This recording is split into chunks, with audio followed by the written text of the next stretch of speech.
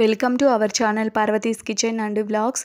వీడియోలోకి వెళ్ళే ముందు ఎవరైనా నా ఛానల్ని సబ్స్క్రైబ్ చేసుకొని వాళ్ళు ఉంటే తప్పకుండా సబ్స్క్రైబ్ చేసుకోండి. అలాగే వీడియో నచ్చితే తప్పకుండా లైక్ కూడా చేసేయండి. ఇక లేట్ చేయకుండా వీడియోలోకి వెళ్ళిపోదాం. ఈరోజు అయితే నేను మన కిచెన్లో ఒక హెల్దీ రెసిపీని చూపించబోతున్నాను అనమాట. బొబ్బర్ల రెసిపీ అనమాట. వీటిని అలసందలు అని కూడా అంటూ ఉంటారు కదండి. ఆ అలసందలు ఇవి ఇలా చేసుకొని తింటే టేస్ట్ చాలా బాగుంటాయి. ఈవినింగ్ టైంలో స్నాక్స్లా చేసుకొని తినచ్చు అనమాట. ఇవి చాలా చాలా బాగుంటాయి. ఒకసారి అయితే ట్రై చేసేయండి. వీటిని మొలక చేసుకొని కూడా తింటూ ఉంటారు. అలా కూడా తినచ్చు. అలా తిన్నా కూడా చాలా మంచిది, మొలకలు చేసుకొని తిన్నా కూడా. ఇక లేట్ చేయకుండా ఈ రెసిపీని అయితే చూసేద్దాం.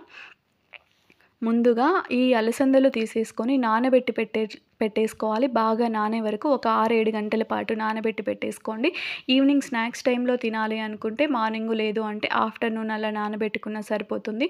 మార్నింగ్ తినాలి అనుకునే వాళ్ళు నైట్ నానబెట్టుకున్నా సరిపోతుంది. మినిమం అయితే ఒక 5 to 6 అవర్స్ వరకు నానబెట్టి పెట్టేసుకోండి. 5-6 గంటలు. ఇక్కడ నేను 6-7 గంటల పాటు బాగా నానబెట్టి పెట్టేశాను. నానబెట్టిన తర్వాత కుక్కర్లోకి తీసేసుకోవాలి. కుక్కర్లో అయితే త్వరగా ఉడికిపోతాయి ఇవి. అన్నింటినీ ఒకసారి బాగా మరొకసారి వాష్ చేసేసుకొని కుక్కర్లో వేసేసుకోండి, సరిపోతుంది. ఇందులో ఏమైనా అలా ఉంటే క్లీన్ చేసుకొని తర్వాత నానబెట్టుకోండి, వాష్ చేసుకొని సరిపోతుంది. తగినన్ని నీళ్ళు ఎక్కువ వేయకండి, మళ్ళీ పొంగిపోతాయి. తగినన్ని నీళ్ళు అలాగే తగినంత ఉప్పు వేసేసుకొని ఇలా విజిల్స్ పెట్టి ఉడికించుకోవాలి. 4 విజిల్స్ అయితే పెట్టేశాను. 4 విజిల్స్ తర్వాత స్టవ్ ఆఫ్ చేసేసి విజిల్ పోయిన తర్వాత ఇలా మూత తీసేసుకోవాలి. ఇందులో వాటర్ వస్తాయి కదండి, ఆ వాటర్తో రసం కూడా చేస్తూ ఉంటారు పెద్దవాళ్ళు. అది కూడా చాలా బాగుంటుంది. ఉడకడం అయితే ఇలా మెత్తగా ఉడకాలన్నమాట, గట్టిగా ఉండకుండా ఇలా బాగా మెత్తగా అయ్యే వరకు ఉడికించుకోండి, బాగుంటుంది. చూసారు కదా, ఇలా ఉడికించేసుకోండి. దీనితో చేసే రసం కూడా నెక్స్ట్ టైం నేను తప్పకుండా అప్లోడ్ చేసేస్తాను. చూసారు కదా, నేనైతే ఇక్కడ ఉడికిన తర్వాత ఒక స్టెయినర్లోకి తీసేసుకొని వడపోసుకున్నాను. స్టెయినర్లో వేసేసుకోండి, వడిగిపోతాయి. లేదు అంటే అందులో వాటర్ తీసేయండి. ఇంకా పోపు కోసం అయితే స్టవ్ వెలిగించి ఆయిల్ హీట్ చేసేసాను. అందులో ఆవాలు, జీలకర్ర అలాగే ఉల్లిపాయలు వేసేసాను. 2-3 ఎండుమిరపకాయలు కూడా వేసేసుకోండి. ఇలా గిల్లి వేసేసుకోండి. తర్వాత కొంచెం కరివేపాకు కూడా వేసేసుకుంటున్నాను. కరివేపాకు కట్ చేసుకొని అయినా వేసుకోవచ్చు, లేదు అంటే ఇలానైనా వేసుకోవచ్చు అనమాట. ఇవన్నీ వేసేసి ఇంకా వేయించుకోవాలి. మీరు వీటితో పాటు పచ్చిమిర్చి కూడా వేసేసుకోవచ్చు. పచ్చిమిర్చి, ఉల్లిపాయలు కొంచెం ఎక్కువగా వేసుకోండి, టేస్ట్ చాలా బాగుంటుంది. ఇది కారం కారంగా తింటే చాలా బాగుంటుంది. నేను ఇక్కడ పచ్చిమిర్చి ఎందుకు వేయలేదంటే లాస్ట్లో వేసుకుంటాను అనమాట. ఎందుకంటే నేను తీసుకొచ్చిన పచ్చిమిర్చి అస్సలు కారం లేవండి.